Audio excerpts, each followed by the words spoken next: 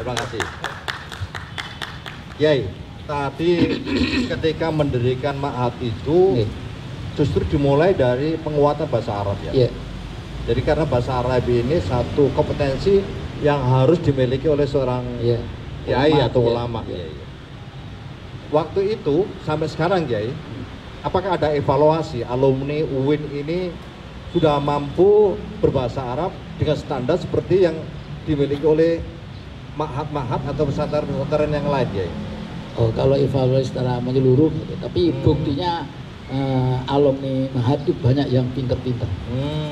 Hampir semuanya di sini alumni Ma'had itu. Dulu yang contoh ini Ustadz Halimi Zuhdi.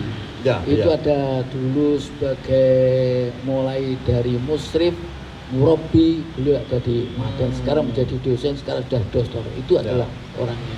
Berarti sesungguhnya idealisme, keinginan besar agar dari UIN Maulana Malik Ibrahim ini dihasilkan misalnya ya dokter, ahli fisika, ahli kimia, biologi, tapi kiai juga gitu ya. Jadi ke depan misalnya ada Albert Einstein, tapi bisa mimpin istighosa, ta'lil, baca Fathul Qorib yang ada dalilnya gitu ya. Ya, kan begini, ya, contohnya begini, nanti dia sebagai orang ekonom, itu dia tahu hukum. Nah, jadi karena dan nanti sehingga kita melakukan di dalam aktivitas atau praktek ekonomi, dia tidak melanggar aturan-aturan agama. Kan macam itu, soalnya banyak ahli hukum, ini juga harus tahu, harus tahu ilmu agama, supaya nanti dia jadi orang hakim tapi malah jadi persoalan hukum, dicari-cari. Ini maksudnya macam itu. Kalau boleh Kiai, misalnya dari alumni UIN Maulana Malik Ibrahim nanti ke depan ada yang jadi sekjen PBB misalnya ya. Ada yang jadi ketua atau kepala WHO misalnya. Jadi kalau ada COVID-19 ini ya mohon maaf seluruh manusia di dunia mari kita istighosa dulu gitu ya. Karena kan ketua WHO-nya ini alumni UIN ya, pernah di Ma'had ya. Ya tidak macam itu juga. Dia mungkin dia punya keyakinan. Nah, dia harus atau punya minimal jadi presiden RI lah ya. Apa kira-kira kalau misalnya ke depan ada alumni UIN Maulana Malik Ibrahim yang jadi presiden RI itu gimana kira-kira? Dia di samping seorang yang pintar bisa menata dengan baik, menatanya dengan benar. Wah, luar biasa ini tepuk tangan ya. Jadi harapan Kiai sesungguhnya adalah bagaimana mendidik para mahasiswa di samping menguasai keilmuan yang diperoleh dari prodinya masing-masing, tapi mempunyai jiwa, mempunyai semangat, mempunyai lifestyle seorang kiai ya.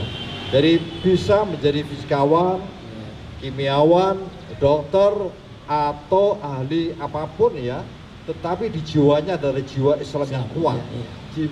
Jiwa Islam yang kuat itu bukan berarti kemudian mentang-mentang, tetapi Ar-Rahman Ar-Rahim tadi seperti yang disampaikan oleh Kiai Zaki, yaitu bagaimana memahami kemudian melindungi, menciptakan rahmatan lil alamin di dunia ini.